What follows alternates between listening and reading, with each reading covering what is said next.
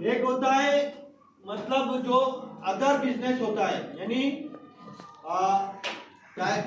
जो हम लोग जो ट्रेडिशनल बिजनेस एक होता है, एक डायरेक्ट सेलिंग होता है। तो ट्रेडिशनल बिजनेस में क्या होता है कि हम लोगों को कोई भी चीज का जरूरत पड़ता है तो हम किधर से लेके आते हैं। हमको अगर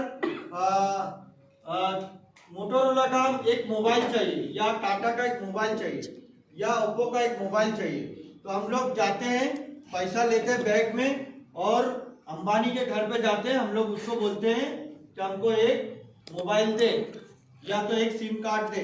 ऐसा करते हैं क्या हम? नहीं करते। हमको कोई भी चीज का जरूरत पड़ता है तो हम बाजू के रिटेल शॉप से हम उसको खरीदते हैं। कोई भी XYZ कोई भी चीज हो, मोबाइल के अलावा मतलब छोटा मोटा चीज, एक छोटा सा पेन भी लेने जाएंगे तो हमको बाजू वाली दुकान से लेना पड़ता है। तो बाजू वाली दुकान वाला उसको अपना प्रॉफिट रख के उसको हमको सेल करता है, यानी ये एक चैन बनता है। ये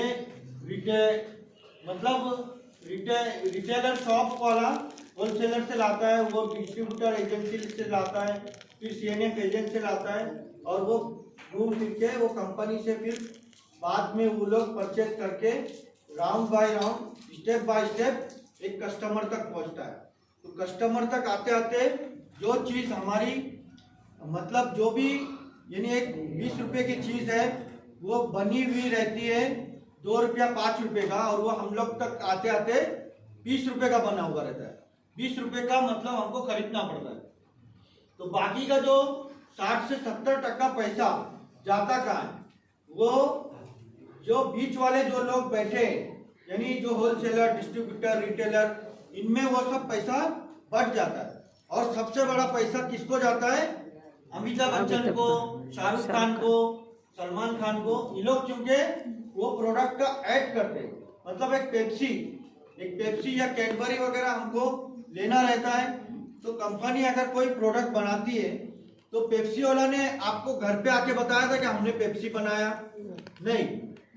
तो पेप्सी का ऐड या किसी भी ड्रिंक का, किसी भी प्रोडक्ट का ऐड हमने टीवी पर देखा या न्यूज़पेपर में देखा या मोबाइल में, आजकल मोबाइल में हम लोग सब ऐड वगैरह देखते हैं, तो वहाँ से हमको मालूम पड़ता है कि ये प्रोडक्ट मार्केट में आया है। और बड़े बड़े सेलिब्रिटी इसका एडवर्टाइजमेंट करते हैं, और एडवर्टाइजमेंट करने के बाद हमको जब पता चलता है तो हम जो 20-30 रुपये में बनी हुई चीज़ वो हम 100 रुपये में, 80 रुपये में खरीद के लाते हैं, यानी 60% 70% पैसा हम लोग एक्स्ट्रा देते हैं। तो अभी मैं ट्रेडिशनल से डायरेक्ट सेलिंग इंडस्ट्री में आऊँगा कि डायरेक्ट सेलिंग इंडस्ट्री है क्या। ये क्या करता है?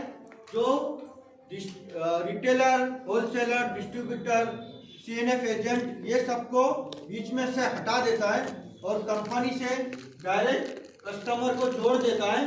और कस्टमर से कुछ शॉपी, जो हमारी इंडिया में बहुत सारी शॉपीज है, इनके जरिए डायरेक्ट कस्टमर को, और कस्टमर को हमारी कंपनी कस्टमर नहीं बोलती है, क्योंकि उन कस्टमर का जो मीनिंग होता है वो बड़ा खतरनाक होता है।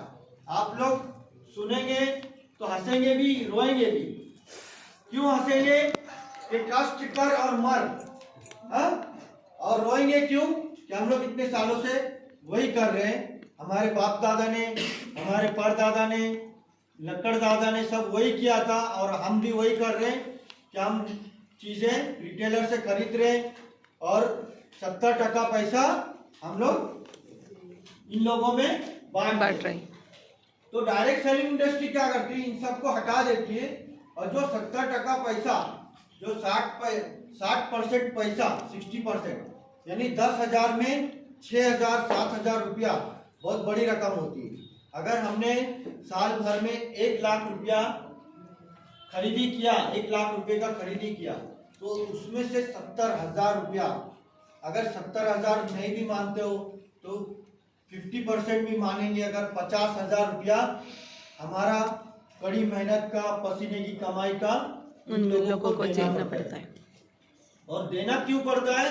हमारा मजबूरी है, क्योंकि सिस्टम ऐसा बन गया है। तो वो सिस्टम को हम लोगों को खत्म करना है। और डायरेक्ट सेलिंग इंडस्ट्री जो इस सिस्टम के साथ काम करती है कि वो 70% पैसा, वो 60% पैसा या रुपया वो हम लोगों में ही वापस हमारे वर्क के मुताबिक, वर्क के अनुसार हमारे अकाउंट में ट्रांसफर कर देती है। इसलिए डायरेक्ट सेलिंग इंडस्ट्री के लिए जोरदार तालियां होनी चाहिए।